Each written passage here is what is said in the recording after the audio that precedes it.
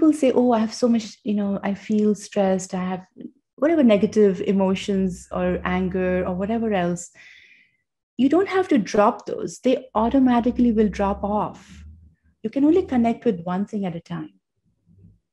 So when we connect with that positivity, the gratitude, the feeling of gratitude, automatically that negativity has dropped off for that much time.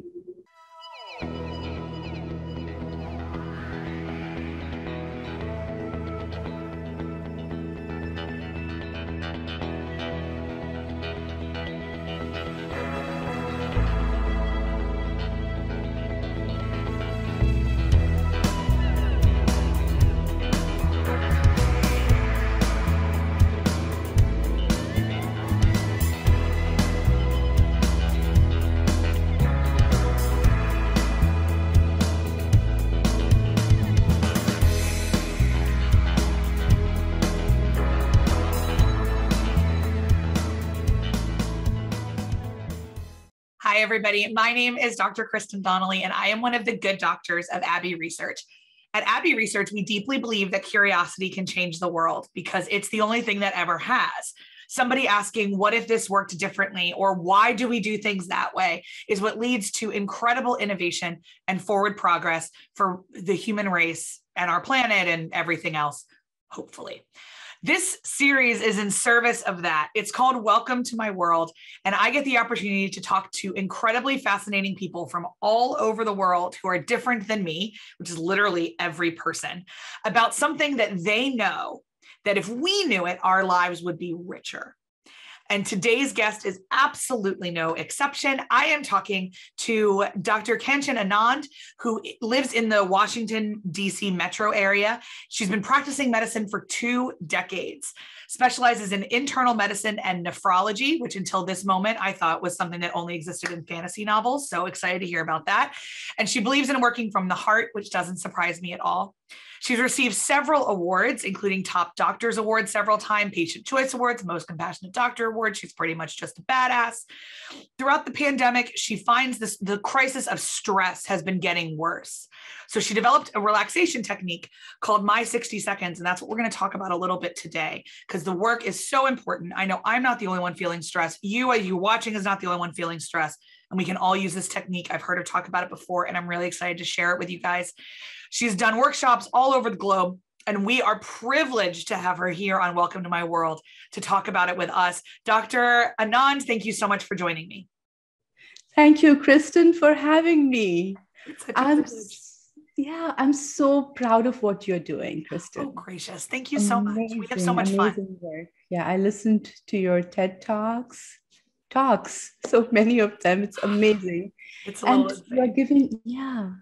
You're giving a platform to people to express what they know and share with the world. And that's incredible. It's incredible. Thank you for having me. Oh my gosh, I'm blushing. Thank you so much. Well, speaking of platforms and other people, that's why we're here. So I'd love to hear more from you about how this 60-second technique came about. COVID came to us with a big blow.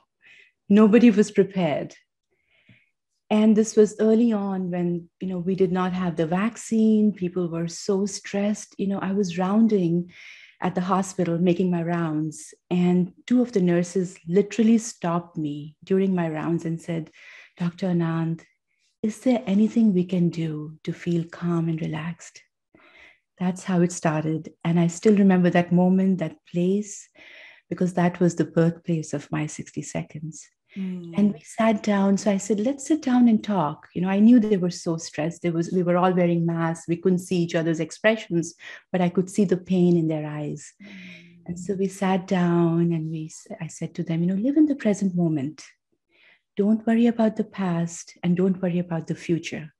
If you think about your past, you have regrets sometimes. And if you think about the future, you can have anxiety. So don't worry about anything and just live in the present moment. But at the time, it was good philosophy for them.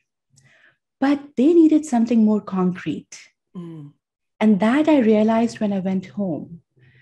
Kristen, I don't take work home. Normally, I go home and I relax, I chill out, have my feet up, and I just totally forget about the fact that I'm even a physician. And I just kind of, cook, eat, chill out, listen to music, spend my time with my daughter. But that night was very different. I kept thinking about what they had said. What can we do to feel calm and relaxed? And in the past, I've taught these relaxation techniques, to our doctors and nurses. I think it has been more than 10, 12 years that I've been doing this. Just kind of gently, let's sit down and breathe, and let's just to calm, just to kind of recharge ourselves, or even to have that pause and restart our work. So that was very popular. People loved it. And this was so different because you could sense the stress. People didn't want to come to work. PPE was the only thing we had. There was no treatment. We were just guessing what we were doing. So it was a very, very difficult time. So that night, as I thought about those nurses, I kept thinking about it. So I didn't have a solution right away. And then for next few days, constantly it was on my mind. There's something more I can give them. But they didn't have the luxury of time. I knew I couldn't tell them, come on, let's sit down for 10 minutes every day and breathe and meditate. They couldn't do it. I knew they just did not have the time. They were literally stumbling over their steps to grab a bite to eat, at 4 o'clock. This is my lunchtime kind of a thing. So it was very difficult for them. And after at least a week of contemplation, this is, something that happened. I woke up in the morning one day and I said, oh yes, it's going to take 60 seconds and it's going to be this, this, and this. And we're going to just do this, start today. And I went to work and I went to those same nurses and I said, you know what, I have something good for you today. And, let's start doing it. And they said, what is it? And I said, let's have everybody in a circle. So normally the nurses have huddles once a day. And they normally stand and discuss the issues. And so we did like a mini huddle. We sat down in chairs. There are several chairs there because they're typing and writing their notes. So we sat down and I said, let's breathe. We're going to breathe. And I introduced to them the concept. Now I'll tell you about this. It has 3 principles. So the first main principle is one of deep breathing. And Kristen, you know very well the impact of deep breathing. Which is the craziest thing to me. I was thinking as you were talking is that the first thing we do when we're stressed is we stop breathing. Exactly. Like it's this weird, you obviously know the science behind it. I just know the practical emotions behind it, but it's like, that's what we can't do is catch a breath when we're really stressed. So yes, just the simplicity of breath work. Right. Yeah. Yeah. It's paradoxical, as you just said. Instead of breathing nice and deep, slow and deep, we actually stop breathing and, just build up the stress. It's like a snowball effect. Right.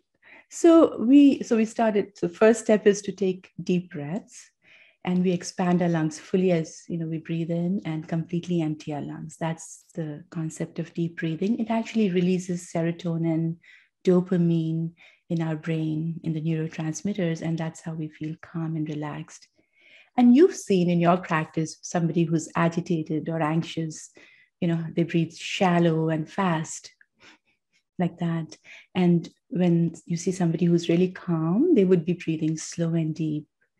And the interesting part is that the mind and the breath are like mirror images of each other. Okay. So if we want to calm down, we would breathe slow and deep. Okay. And if we want to get agitated, which I don't think anybody wants to do that, but they can breathe fast and shallow so they can experience how it feels to be just kind of restless. So yes. Fascinating. Okay. So yeah. So if we understood that fundamental principle that I love that your body mirrors, your brain mirrors your breath.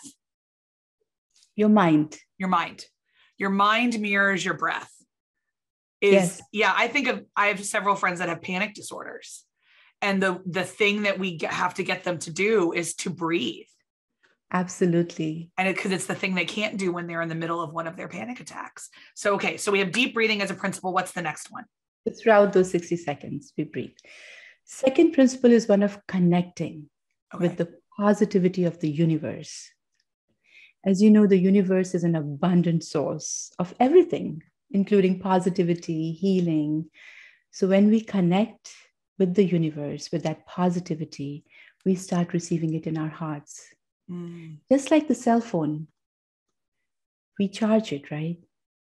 Otherwise, it's useless. Even if you have iPhone 13, but it's not charged, it's useless. So we all are very resilient, very capable people, very talented people. But if we do not charge ourselves, recharge ourselves by connecting with the positivity, we tend to deplete our energy. Especially in our profession, as you talk to your clients or patients, and I deal with the patients who are very sick, our nurses who have patients, and the families, and just dealing with so much depleted energy that they already have, these patients and the families and others, we also tend to kind of get into that circle, not realizing. And the moment we pause, we've closed that depletion. Now we've reconnected and we are taking deep breaths and recharging ourselves in those 60 seconds. And I'll go another step. This may not be scientifically proven, but our body is made up of cells, right? Our cells have electrons and protons, and they have a certain energy, the vibration, right? Now, if we connect with the higher vibration, our vibration goes up, our energy goes up. I believe it 100%. I think science is already trying to verify it, and we are seeing some answers here and there. And I know for sure one day we would be believing in this and saying, like a standard thing, that yes, when we connect with the positive energy, our energy raises. And I can tell you from experience, from many, many years of, the experience that we've had. Yeah. I mean, I always say that magic is just science we haven't proven yet. And that's kind of, I think, what you're saying in a certain way. Like energy is just science we haven't proven yet in some ways. I'm lost in thought for sure, which is my favorite kind of interviews when I get to talk to people and you spin me into so many different directions. I'm like, okay, where do I even start? But I think that third principle. Okay, I'll keep thinking as you talk about the third principle because I have questions about the second, but tell us the third. Okay, the third principle is based on gratitude. Oof, and that one is hard for a lot of us. Okay, please continue. Gratitude multiplies what we have received. Okay.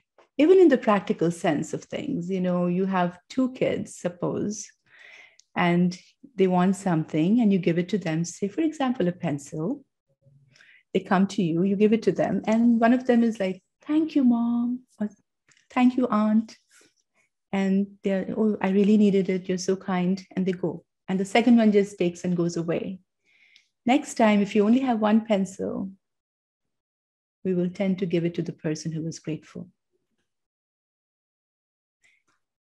Think about examples in your own life, your friends, relatives. It's very important when we offer gratitude, not for the sake of receiving it again, but it really multiplies what we have received. And actually, it releases, again, the dopamine and the serotonin. Okay. It helps to relieve stress, actually. They've done studies. They wrote down gratitude letters. The patients who had depression, they wrote gratitude letters. I believe they wrote them for every day for like 7 days or so. Okay. And their need for antidepressants went down. They felt more calm and relaxed. Yeah, because gratitude is a practice of connection. Yes. And often when we're panicked, depressed, out of balance, what we feel is a deep sense of disconnection. So if gratitude is a connection practice, it tracks that it's a core principle to your calming technique. Right. And gratitude, when we offer gratitude, our focus has suddenly shifted to something positive Mm. automatically because we have something that we are grateful for instead of thinking of what we don't have. Count your blessings, they say. Yeah. Yeah. So it takes, and similarly, when we talk about connecting with the positivity, people say, oh, I have so much, I feel stressed, I have whatever negative emotions or anger or whatever else. You don't have to drop those, they automatically will drop off. You can only connect with one thing at a time. So when we connect with that positivity, the gratitude, the feeling of gratitude, automatically that negativity has dropped off for that much time. So, as one of my questions, as I think about this, is that I struggle to stay mindful for 60 seconds most of the time. Every once in a while, I can nail it, but like, oof, most days it's rough. So, as you're teaching this to people, I would imagine that's a frequent pushback. Like, oh, I can't focus for 60 seconds. Or I can't be quiet for 60 seconds or whatever. So, what tips and tricks do you respond and to those of us who are afraid of our own brains?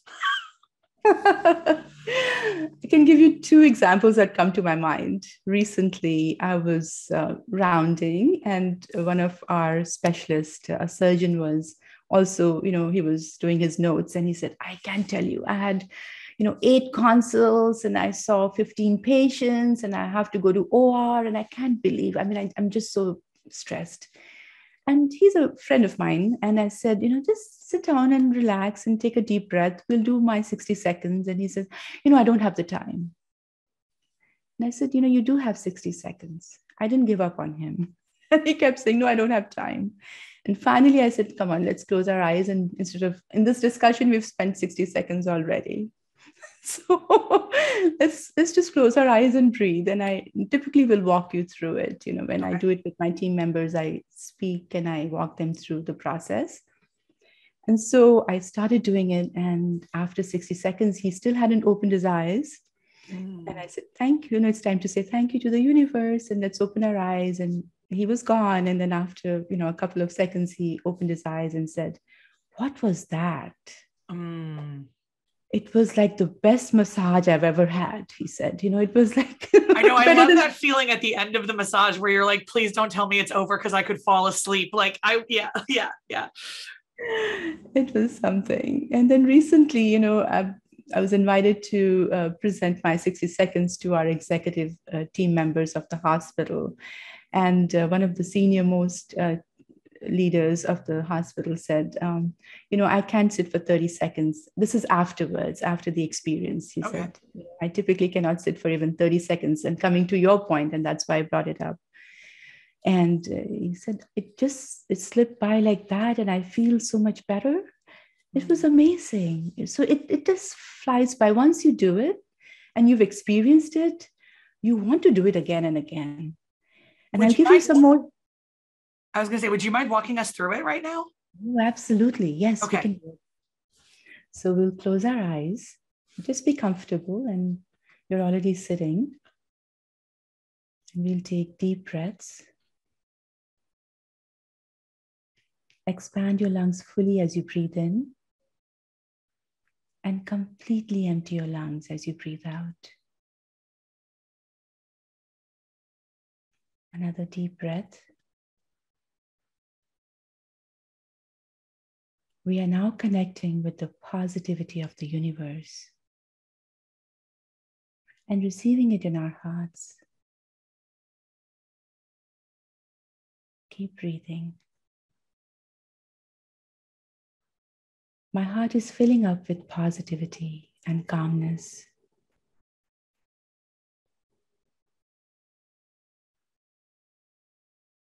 And I feel at ease.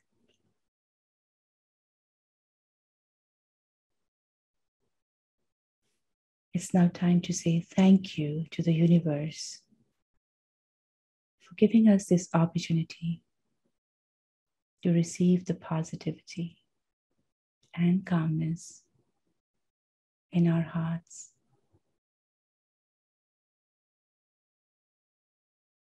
I will carry this with me through the course of the day. Thank you. We will now open our eyes gently.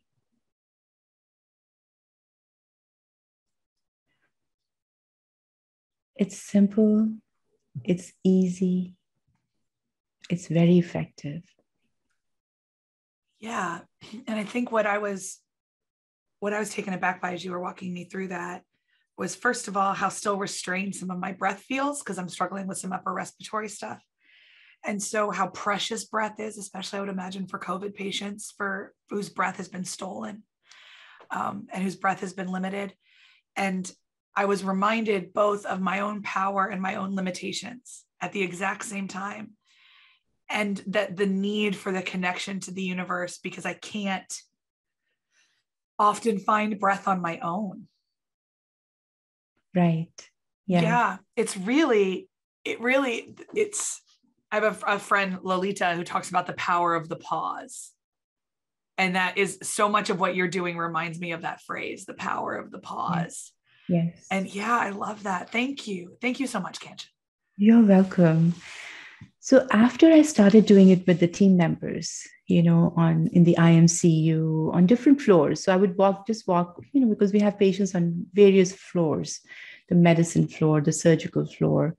So as I would round to see my patients, I would just collect the team members and say, come on, sit down, and we'll do some breathing and we'll do my 60 seconds. And there would be nurses, the front desk clerk, the clinical technicians, even the transportation folks, whoever was there, we would just have everybody come on, let's sit and breathe. And, across the board, everybody said they felt very calm and relaxed immediately. And I wanted to quantify that because, when somebody says, I feel good, I felt really good, it's important to know how much better they felt. That's, at least I felt that way. I wanted to know. So I quickly went upstairs to my office and I typed out this little questionnaire feedback form, that says your stress levels before the 60 seconds, 0 to 5, and they had to just circle.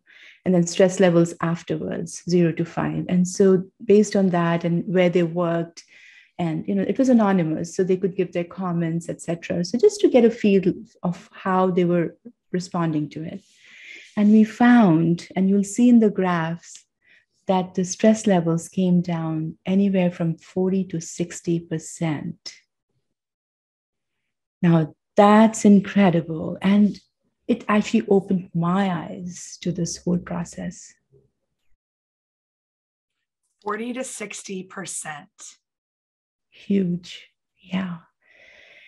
And what happened was that made me decide in my mind and in my heart, I promised to myself that I would spread this to as many people as I can. So the healthcare industry, I go to the cafeteria staff often enough, and because they do the cooking and they are, in the kitchen, and so they come running and they'll, oh yeah, it's time for our breathing thing. Dr. Anand is here, and they'll all come and we do it.